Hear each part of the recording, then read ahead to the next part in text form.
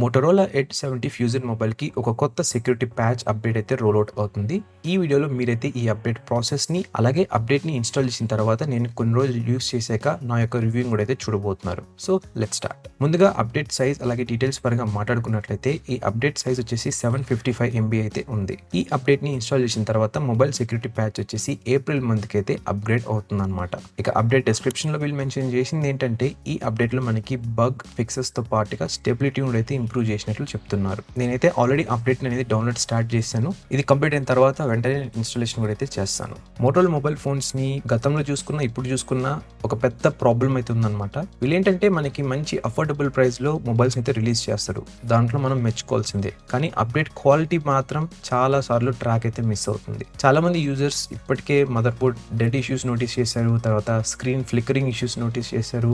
ఇక mobile phone ఉన్నటువంటి heat అయిపోవడం నోటీస్ చేశారు. తర్వాత అప్డేట్ని ఇన్స్టాల్ చేసిన తర్వాత ల్యాగ్స్ కూడా అయితే నోటీస్ చేశారు. మోటోరోలా కనుక ఈ ఒక్క ప్రాబ్లమ్ని ఫిక్స్ చేసినట్లయితే ఈ ప్రైస్ సెగ్మెంట్లో వేరే బ్రాండ్స్ ఉన్నాయి కదా, ఆ బ్రాండ్స్ని ఈజీగా కాంపిటీషన్ నుంచి పక్కకు వేసి ఫస్ట్కి అయితే వెళ్ళిపోతుంది. ఇకపోతే అప్డేట్ అవుతున్న టైంలో మీరు ఎటువంటి బటన్స్ అయితే ప్రెస్ చేయకండి గైస్. అండ్ అలాగే సేఫ్టీ కోసం బ్యాటరీ లెవెల్ని 30% కంటే ఎక్కువ ఉండేలాగైతే చూసుకోండి. అలాగే ఈ అప్డేట్ని ఇన్స్టాల్ చేసిన తర్వాత మొబైల్ ఫోన్లో ఎటువంటి డేటా వైప్ అయితే జరగదన్నమాట. అంటే డేటా మొత్తం అలానే ఉంటుంది.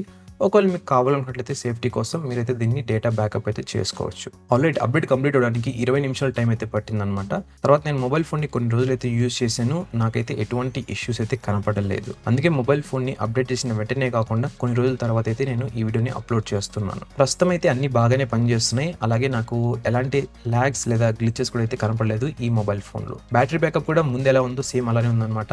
ఎటువంటి బ్యాటరీ డ్రైనింగ్ ఇష్యూస్ కూడా అయితే నోటీస్ చేయలేదు. సో ఇదన్నమాట ఓవరాల్ గా మోటోరోలా ఎడ్జ్ 70 ఫ్యూజన్ అప్డేట్ యొక్క రివ్యూ. కింద కామెంట్ చేయండి మీ డివైస్ ఎక్స్పీరియన్స్ ఎలా ఉందో అని చెప్పని. ఎందుకంటే ఈ వీడియో చూస్తున్న వాళ్ళు కొంతమంది కామెంట్స్ కూడా అయితే చెక్ చేస్తూ ఉంటారు. పక్కా అయితే చెక్ చేస్తారు. సో వాళ్ళకైతే మీ రివ్యూ హెల్ప్ అయితే అవుతుంది. అలాగే మొబైల్ ఫోన్ ని ప్రొటెక్ట్ చేసుకోవడానికి అలాగే మంచిగా యూస్ చేసుకోవడానికి మరికొన్ని ప్రోడక్ట్ లింక్స్ అయితే నేను డిస్క్రిప్షన్ బాక్స్ లో యాడ్ చేశాను. డెఫినెట్గా అయితే చెక్ చేయండి. ఇలాంటి లేటెస్ట్ వీడియోస్ కోసం లైక్ షేర్ చేసి అలాగే సబ్స్క్రైబ్ చేసుకోండి. Thanks for watching. మరొక వీడియోతో మళ్ళీ ముందుకైతే వస్తాను. అంతవరకు Tata, by by and take care.